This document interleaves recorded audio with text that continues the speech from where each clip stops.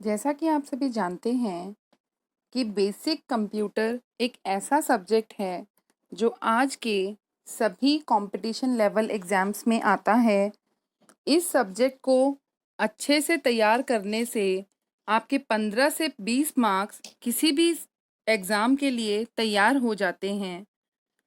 तो इसी के लिए हमारा जो चैनल है कंप्यूटर टिप्स एंड ट्रिक्स एक पहल कर रहा है, जिसके द्वारा आप उसे अच्छे से समझकर कहीं भी 15 से 20 मार्क्स स्कोर कर सकते हैं। सबसे पहले आप हमारे चैनल को सब्सक्राइब कर लीजिए। सब्सक्राइब करने के लिए हमारे चैनल के साइड में आपको सब्सक्राइब बटन दिखेगा, वहाँ से आप इसे सब्सक्राइब कीजिए और हमारे सभी वीडियोस आप देखिए। जब आप हमारे सारे वीडियोस देख लेंगे तो हम इस चीज़ के लिए आपको अश्योर कर सकते हैं कि आप किसी भी एग्ज़ाम में अबव 90% मार्क्स कंप्यूटर सब्जेक्ट में ला सकते हैं। सबसे पहले मैं आपको बताना चाहूँगी कि ऐसे कौन-कौन से एग्ज़ाम्स हैं और उनमें किस तरीके से वेटेज होता है कंप्यूटर सब्जेक्ट का। सबसे पहले एसएससी एग्ज़ाम। एसएससी एग्ज़ाम में 15 से 20 मार्क्स के सवाल जो हैं, वो हमारे कंप्यूटर सब्जेक्ट से आते हैं। उसके बाद बैंकिंग का जो भी एग्ज़ाम होता है, बैंकिंग का एग्ज़ाम चाहे आईबीपीएस हो या एसबीआई हो या कोई और एग्ज़ाम हो, उन सभी एग्ज़ाम्स में हमारे जो सवाल हैं वो 20 मार्क्स के पीओ के एग्ज़ाम में आते हैं। उसके बाद है हमारा बैंकिंग का क्लर्क एग्ज़ाम, वो भी सेम फिनोमेना पे चलता है, चाहे वो एसबीआई हो, आईबीपीएस हो या कोई और एग्ज़ाम हो, वहाँ पे 40 मार्क्स के सवाल जो हैं वो हमारे कंप्यूटर सब्जेक्ट से आते हैं। उसके अलावा different LDC exam, limited departmental competition exam, चाहे वो यूपीएससी कंडक्ट करवाए या कोई और एग्जामिनेशन बॉडी कंडक्ट करवाए, आपको वहाँ पे 20 मार्क्स के सवाल मिलेंगे। उसके अलावा रेलवे रिक्रूटमेंट बोर्ड में भी 20 मार्क्स के सवाल कंप्यूटर सब्जेक्ट से आते हैं। उसके अलावा और भी कई तरीके के एग्ज़ाम्स हैं हमारे, जिनमें हमारे कंप्यूटर के क्वेश्चंस आते हैं, जैसे कि एलआईसी का एग्ज़ाम, एलआईसी में ए हो या डबल ए हो। उसके अलावा जो स्टेट लेवल के एग्ज़ाम्स होते हैं, जैसे पटवारी का एग्ज़ाम या केवीएस में टीचर का एग्ज़ाम हो, एनवीएस में टीचर का एग्ज़ाम हो या और भी कोई एग्ज़ाम हो, इन सभी एग्ज़ाम्स में कंप्यूटर का पोर्शन अलग से आता है। तो लीजिए, अब हम डिस्क्राइब करते हैं हमारा कंप्यूटर का सिलेबस। सबसे पहले है basic computer architecture. Basic computer architecture में हम वॉन न्यूमैन आर्किटेक्चर पे डिटेल में पढ़ेंगे। इस आर्किटेक्चर के थ्रू हमें ये पता चलता है कि बेसिक बिल्डिंग ब्लॉक हमारा कंप्यूटर का क्या है और वो किस तरीके से काम करता है। उसके बाद आता है हमारा हिस्ट्री ऑफ कंप्यूटर।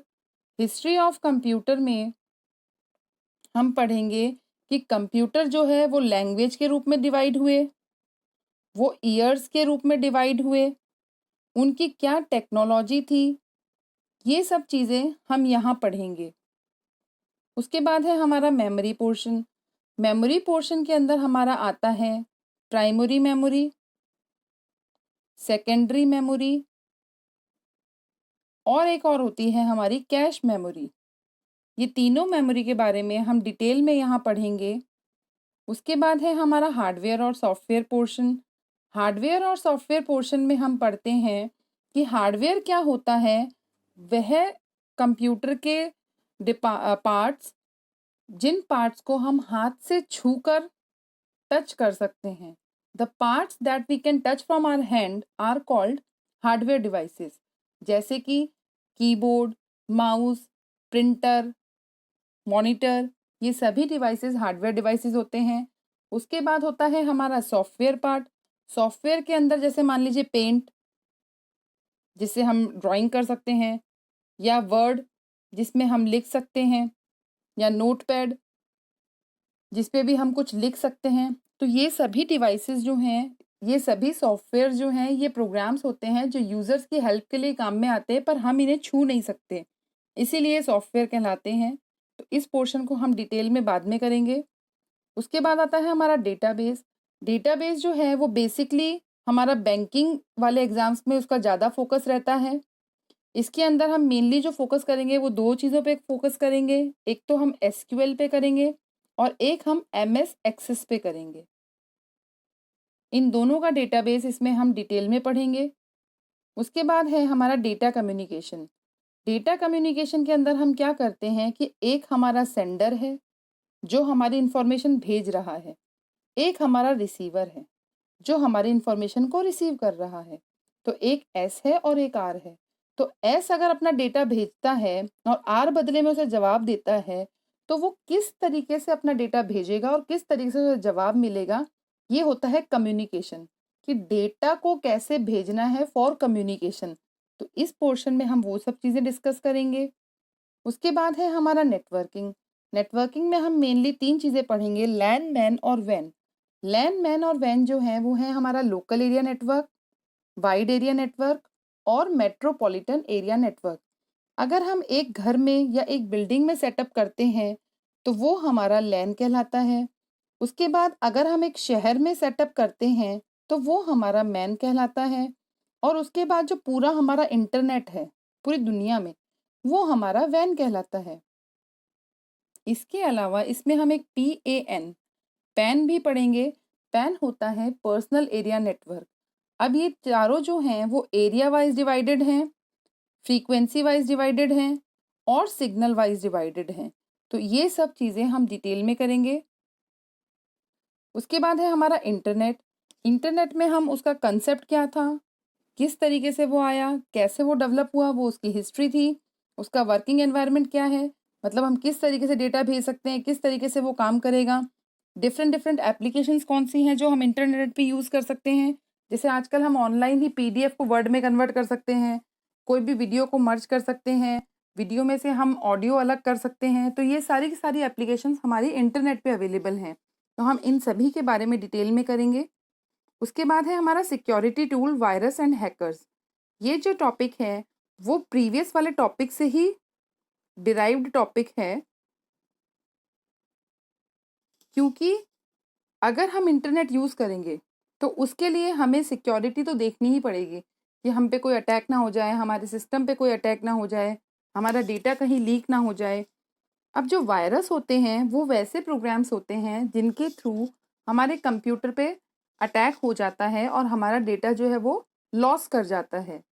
और हैकर्स वो पर्सन होते हैं जो इन प्रोग्राम्स को डेवलप करते हैं। तो हम इन सभी को एकदम डिटेल में करेंगे अगले लेक्चर्स में। इसके बाद आता है हमारा Microsoft Windows and MS office. Microsoft Windows and Microsoft office जो हैं वो दोनों माइक्रोसॉफ्ट के प्रोडक्ट्स हैं और इनको हम डिटेल में करेंगे क्योंकि इनसे हमें शॉर्ट क्वेश्चंस आते हैं एग्जाम में। और जो क्वेश्चंस आते हैं वो बेसिकली 4 भागों में आते हैं। या तो वो आपसे एक्सेल के लिए पूछेगा, या वो आपसे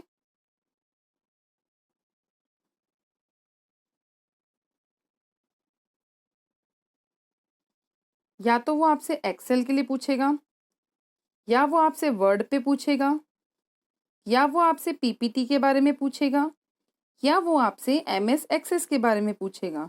और MS एक्सेस जो है वो हम डेटाबेस वाले पोर्शन में भी देख चुके हैं, तो ये वहाँ भी काम आता है और यहाँ भी काम आता है। उसके बाद आता है हमारा नंबर सिस्टम। नंबर सिस्टम जो होता है वो हमारी भाषा और कंप्यूटर की भाषा में एक सामंजस्य बिठाने के लिए काम आता है, क्योंकि हमारा जो कंप्यूटर है वो 0 और 1 समझता है, हम 0 और 1 के अलावा बाकी सब समझते हैं। तो हमारी समझ और कंप्यूटर की समझ आपस में कैसे मिलेगी, तो उस मिलान के लिए, उस कन्वर्जन के लिए हम जो पढ़ते हैं वो नंबर सिस्टम पढ़ते हैं। नंबर सिस्टम बेसिकली 4 तरह का होता है। पहला होता है हमारा binary number system. Binary number system जो होता है उसमें 0 और 1 दो फॉर्मेट्स होते हैं जो हमारा कंप्यूटर समझता है। उसके बाद होता है हमारा decimal number system. Decimal number system में 0 से लेकर 9 तक के सभी अंक होते हैं और ये वो सिस्टम है जो हम समझते हैं। जो हम हमारे नॉर्मल मैथ्स में पढ़ते हैं वो सब हमारा डेसिमल नंबर सिस्टम ही होता है, जिसमें 10, 20, 50, 1000 ये सभी नंबर आते हैं। उसके बाद होता है एक हमारा ऑक्टल नंबर सिस्टम। ऑक्टल मतलब 8, तो 8 मतलब 0 से लेके 7 तक के अंक उसमें होंगे। उसके बाद होता है एक हमारा हेक्साडेसिमल, HEX। HEX मतलब हेक्स, हेक्स मतलब 6 और डेसिमल मतलब 10। तो 10 और 6 इज 16। तो ये 16 सिस्टम होता है कि जिसमें 16 शब्द होते हैं। अब 16 का मतलब अगर हम इसे 0 से 15 मानेंगे तो ये बिल्कुल गलत होगा, क्योंकि ये क्या करता है, ये 0 से लेकर 9 तक तो नंबर लेता है, उसके बाद ए से लेके एफ तक के अल्फ़ाबेट्स लेता है। इन सभी को हम डिटेल में आने वाले लेक्चर्स में कवर करेंगे। उसके बाद है हमारा लॉजिक गेट्स। लॉजिक गेट्स जो है वो हार्डवेयर का पार्ट है और ये हमारे लिए बहुत ही ज़्यादा इम्पॉर्टेंट हो जाता है, क्योंकि हमारे सिस्टम में जो मदरबोर्ड होता है, मदरबोर्ड क्या होता है, हमारे सीपीयू के अंदर एक पोर्शन होता है और वहाँ से पूरा का पूरा सिस्टम जो है वो रन करता है। तो वहाँ पे कुछ छोटे छोटे गेट्स बने हुए होते हैं और उन गेट्स का पर्टिकुलर कोई ना कोई काम होता है कि आपको सम भेजना है या आपको माइनस करना है, मल्टीप्लाई करना है, कोई डेटा आपको प्रिंट करना है, तो वो सभी के सभी काम आप रजिस्टर्स और गेट्स के थ्रू ही कर सकते हैं। अब जो मेनली हमारे गेट्स हैं वो 3 तरीके के होते हैं। एक होता है हमारा एंड गेट, एक होता है हमारा और गेट और एक होता है हमारा नॉट गेट। इनको हम डिटेल में करेंगे। इनके अलावा 2 हमारे यूनिवर्सल गेट होते हैं जो कहलाते हैं नॉर गेट और नैंड गेट। ये सभी पोर्शंस हम एकदम डिटेल में कवर करेंगे। इसके बाद एक लास्ट और इम्पॉर्टेंट टॉपिक है हमारा, जो है एब्रीविएशन। कई बार आपसे पूछ लिया जाता है कि आप ओएस का फुल फॉर्म बताइए, आप सीएन का फुल फॉर्म बताइए, या आप लैन मैन वैन, इनमें से किसी का फुल फॉर्म बताइए। तो जो एब्रीविएशंस हैं कि किस चीज़ के लिए क्या एब्रीविएशन यूज़ होता है, ये सवाल भी आपसे कई बार पूछ लिया जाता है। तो इस वाले पोर्शन में हम वो टॉपिक कवर करेंगे और जब हमारा ये सारे टॉपिक्स कवर हो जाएंगे तो हम आराम से 90 से 95% मार्क्स ग्रेस्प कर सकते हैं कंप्यूटर वाले पोर्शन में किसी भी एग्ज़ाम के लिए। तो अगर आपको मेरा वीडियो पसंद आया हो तो आप इसे लाइक कीजिए, सब्सक्राइब कीजिए एंड शेयर कीजिए और अपने फ्रेंड्स को भी अच्छे स्कोर्स पाने में मदद कीजिए। Thank you.